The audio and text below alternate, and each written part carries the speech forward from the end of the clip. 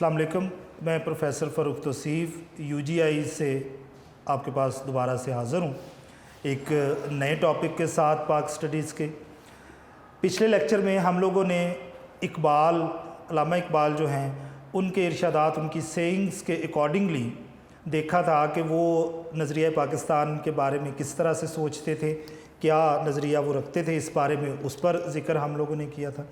इसमें हमने ये देखा था कि वो मुख्तलिफ़ फ़ील्ड्स में जो है वो इस्लाम का नज़रिया जो है उसको किस तरह की इम्प्लीमेंटेशन जो है वो चाहते थे।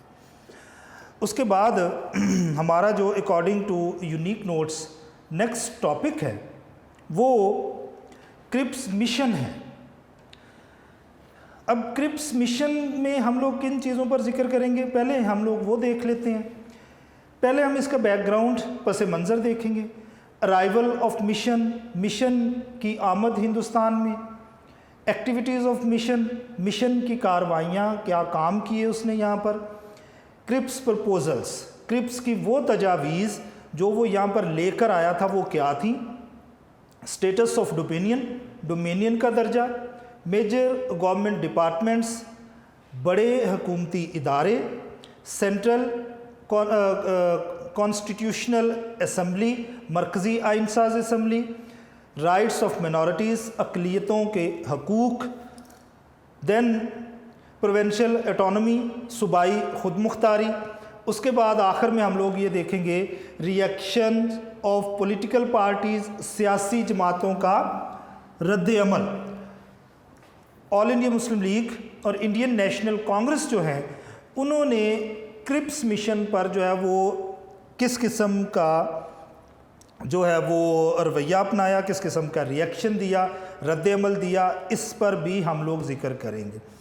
अब सबसे पहले हमारे लिए इसका पस मंज़र या बैकग्राउंड जानना ज़रूरी है कि ये जो क्रिप्स मिशन है ये सब कॉन्टिनेंट में क्यों आया, इसको क्यों बरतानिया से सब कॉन्टिनेंट में भेजा गया। ये जो सर स्टेफर्ड क्रिप्स हैं इनकी सरबराही में ये जो मिशन है 1942 को जो है वो सब कॉन्टिनेंट में आया। इसकी टाइमिंग बड़ी क्रूशल है।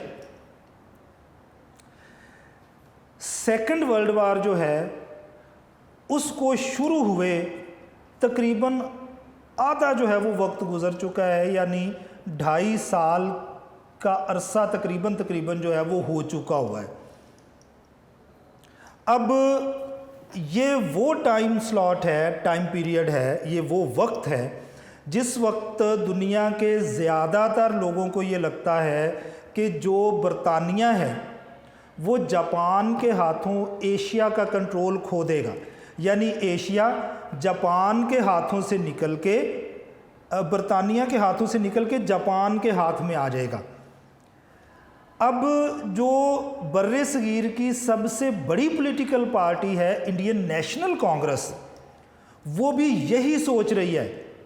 वो सोच रही है कि अब सब कॉन्टिनेंट या बर्रे सगीर का जो फ्यूचर है that will be decided by the Japanese. वो सोच रहे हैं कि जो जैपनीज़ हैं वो बरतानिया को हरा देंगे, बरतानिया को हराने के बाद वो अपना कब्ज़ा कर लेंगे बर्रे सगीर पर, और बर्रे सगीर का जो मुस्तकबिल है, जो फ्यूचर है, वो डिसाइड किया जाएगा उनकी तरफ से। अब ये सोच रहे हैं इंडियन नेशनल कांग्रेस के लीडर्स।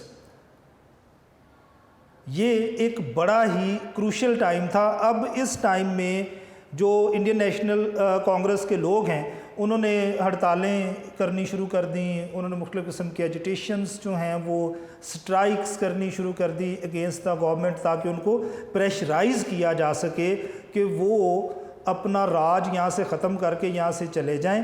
अब यहाँ पर उनका कंट्रोल जो है वो नहीं रहेगा। इस मौके से उन्होंने जो है वो फ़ायदा हासिल करने की कोशिश की है और बरतानवी मुश्किलात में हमेशा उन्होंने इजाफ़ा ही करने की कोशिश की है। ये वो टाइम पीरियड है।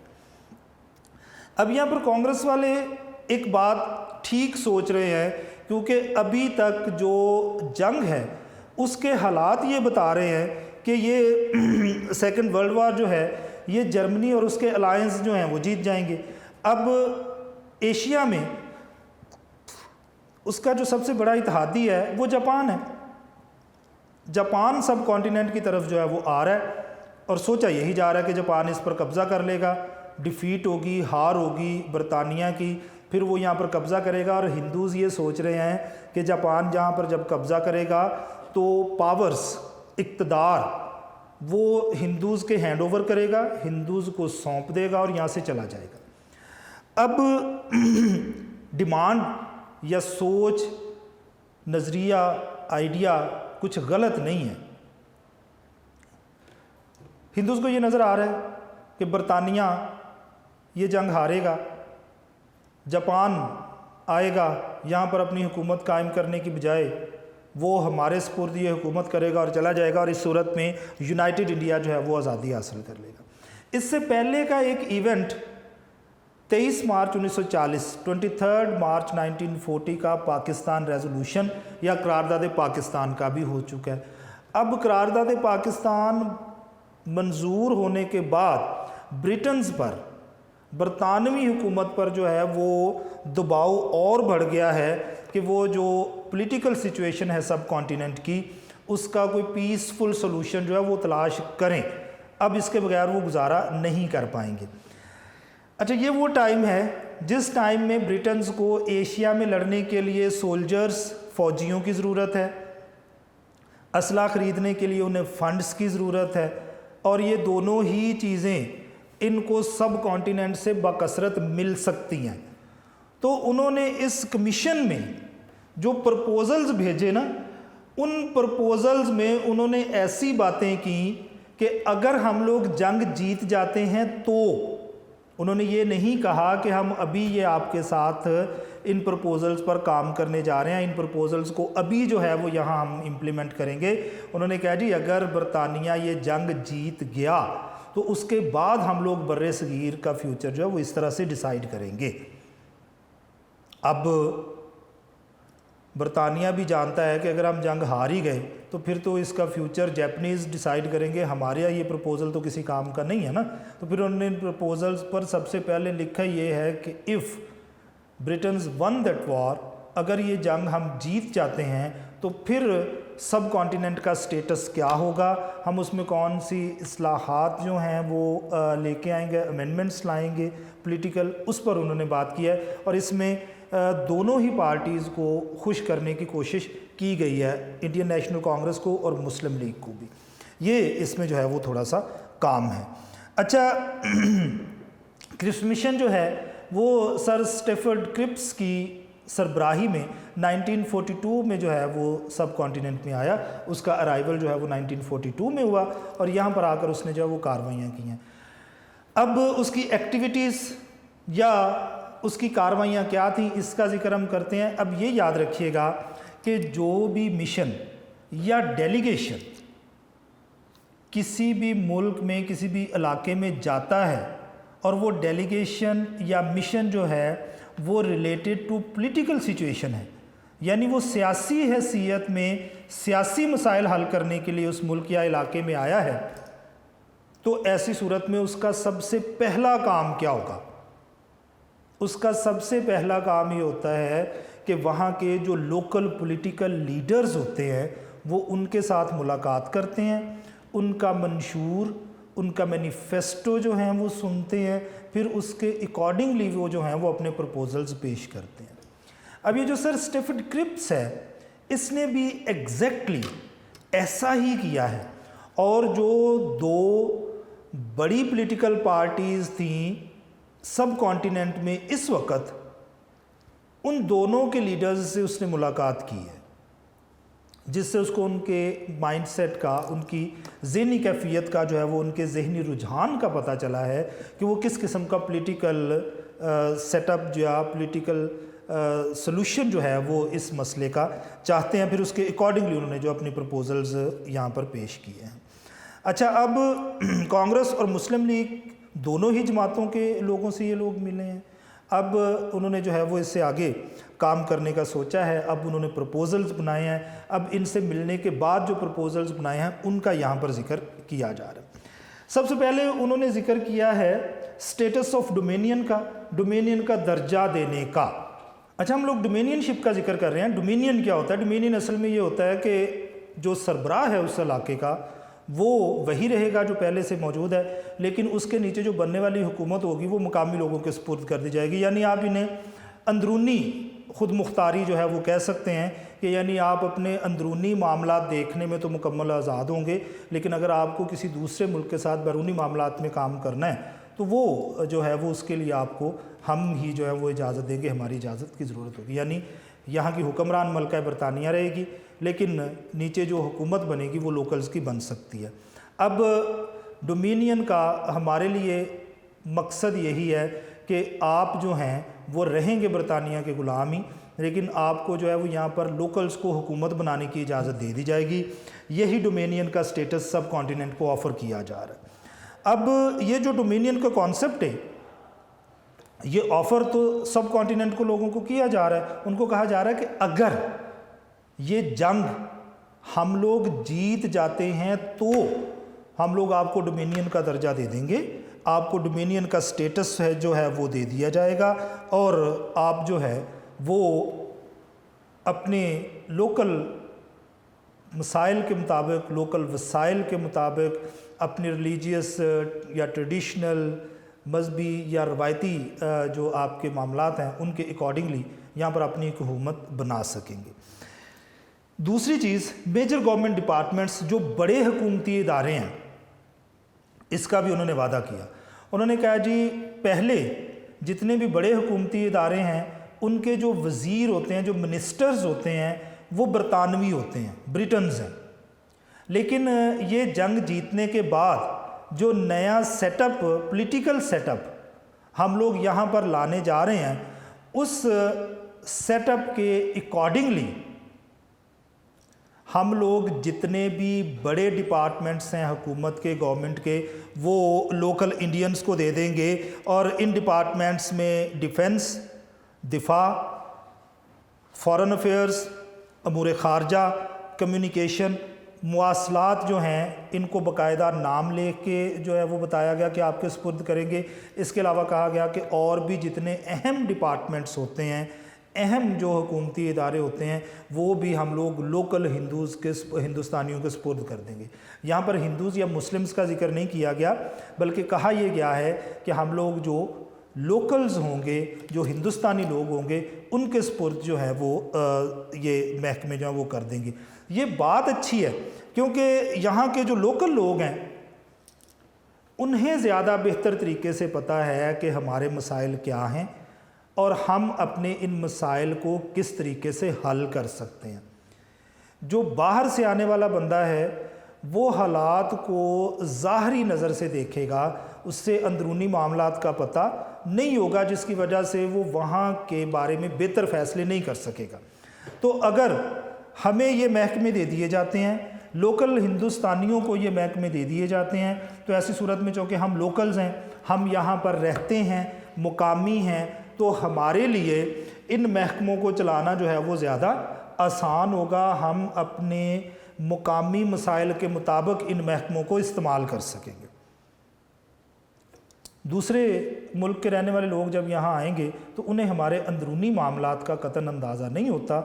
वो जब फ़ैसले करते हैं तो वो ज़ाहरी सतह पर जो उन्हें चीज़ें नज़र आ रही होती हैं, सिर्फ उन्हीं को सबूत बना के वो काम करते हैं।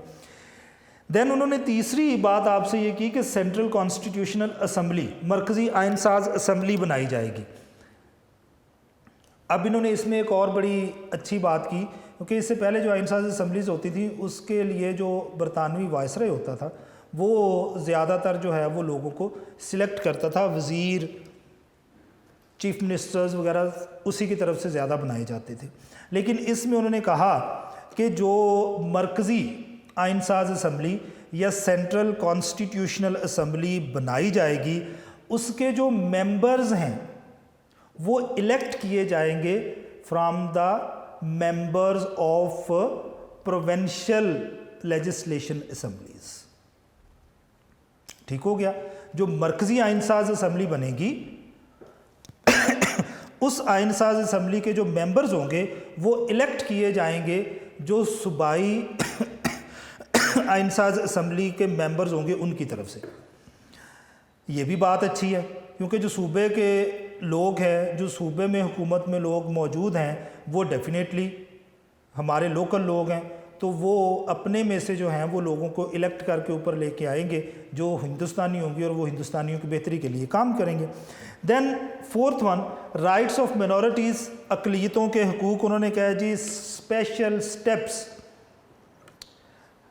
Will be taken to provide safeguards to the minorities.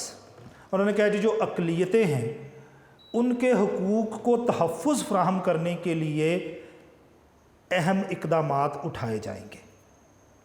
ठीक है, क्योंकि उनको भी पता है कि यूनाइटेड इंडिया है, डोमिनियन का दर्जा दिया जाएगा, हुकूमत जो है वो डेमोक्रेसी में चली जाएगी कांग्रेस के पास, हिंदूज़ के पास, क्योंकि वो मेजॉरिटी में हैं। तो यहाँ पर जो बाकी मिनॉरिटीज़ रह जाएंगी, हो सकता है उनके हुकूक उनको ना दिए जाएं, और मुस्लिम लीग इसका इजहार कर चुकी है।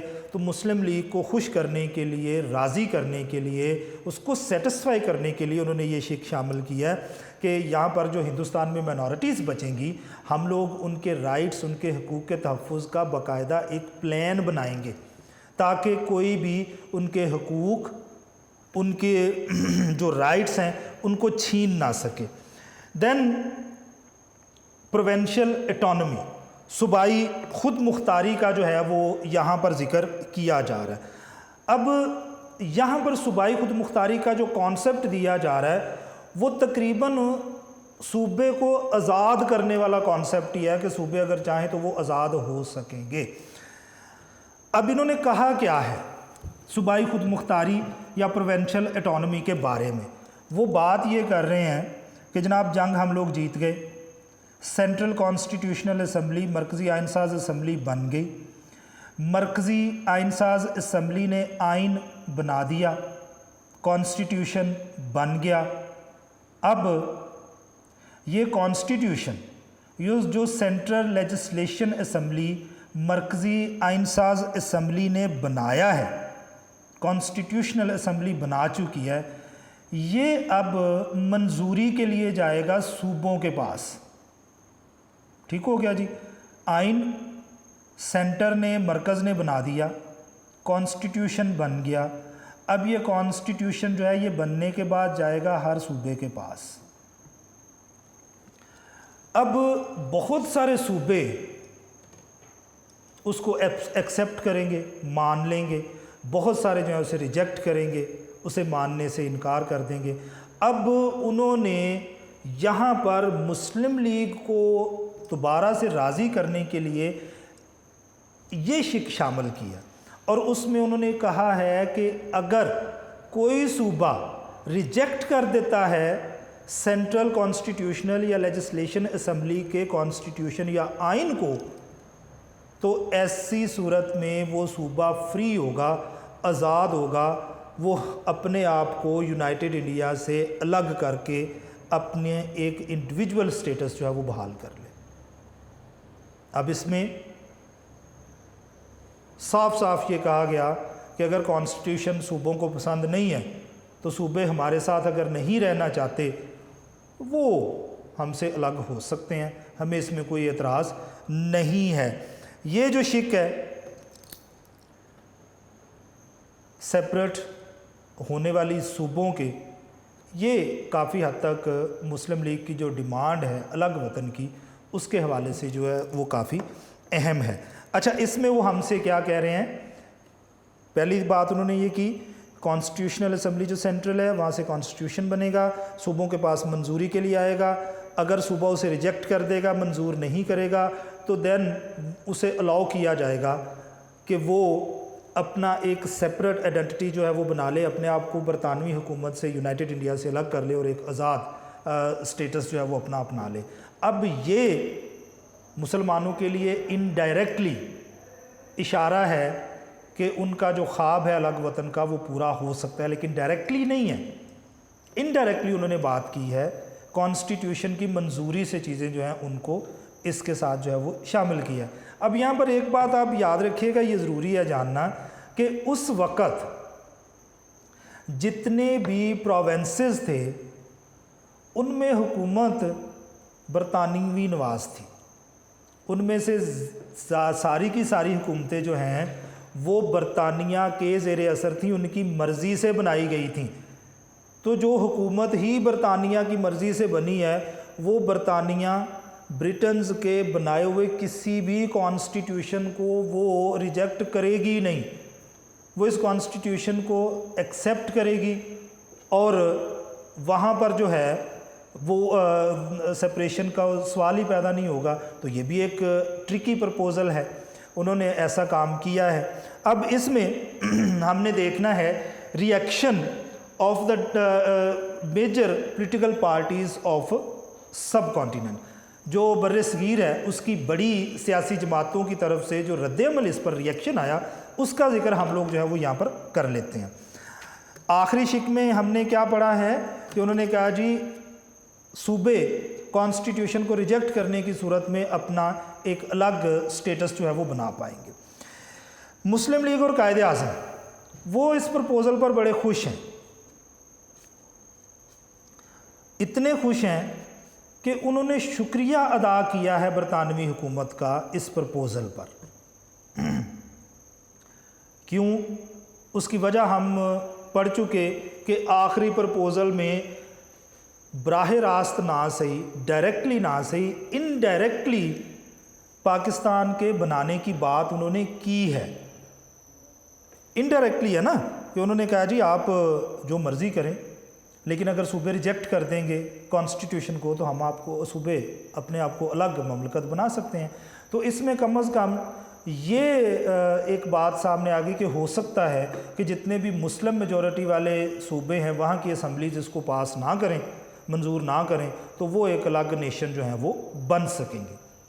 बड़ी इम्पॉर्टेंट चीज़ थी। तो इसको सामने रखते हुए कायदे-ए-आज़म ने और जो मुस्लिम लीग है उन्होंने मुकम्मल तौर पर इस पर शुक्रिया अदा किया बरतानवी हुकूमत का, लेकिन उन्होंने इसको एक्सेप्ट नहीं किया, उसने मिशन को जो है वो मंजूर नहीं किया। होना तो ये चाहिए था ना कि उनकी सेपरेशन वाली बात इनडायरेक्टली इसमें शामिल है, तो उन्हें इस मिशन को जो है वो मान लेना चाहिए था कि ठीक है हम इससे एग्री करते हैं, एक्सेप्ट करते हैं, इसको मंजूर करते हैं, लेकिन ऐसा नहीं हुआ। इस मिशन के बाद फ़ैसला क्या किया जाए, वो फ़ैसला करने के लिए मुस्लिम लीग का एक इजलास हुआ और एक लंबी चौड़ी एक बहुत बड़ी मीटिंग जो है वो इस पर बैठी और उस मीटिंग पर डिस्कशन के बाद ये फ़ैसला किया गया कि हम इस मिशन को जो है वो एक्सेप्ट नहीं करते, रिजेक्ट करते हैं। अब अगर आपने किसी मिशन को रिजेक्ट किया है तो आपको उसका रीज़न भी बताना पड़ता है कि रिजेक्ट क्यों कर रहे हैं। मुस्लिम लीग का क्लेम ये है कि हम लोग एक सेपरेट होमलैंड चाहते हैं। वहाँ पर उन्होंने आपकी बात मान ली है कि अगर सूबे कॉन्स्टिट्यूशन को एक्सेप्ट नहीं करेंगे तो ऐसी सूरत में वो अलग हो सकते हैं। यहाँ पर रीज़न ये दिया गया कि जनाब चूँकि डायरेक्टली पाकिस्तान की क्रिएशन के बारे में, पाकिस्तान बनाने के बारे में इस मिशन में कोई बात नहीं की गई, तो हम इसको एक्सेप्ट नहीं करते हैं, क्योंकि हम ये कह चुके हैं कि हम डिवीज़न के अलावा किसी भी किस्म का प्रपोज़ल एक्सेप्ट नहीं करेंगे। तो इसमें तो डिवीज़न की बात ही नहीं है, ऐसी सूरत में हम इसको रिजेक्ट करते हैं। अब दूसरी जानब इंडियन नेशनल कांग्रेस जो है उसका भी रिएक्शन आना ज़रूरी था। अब उसका इसको एक्सेप्ट करना भी ज़रूरी था, तो उन्होंने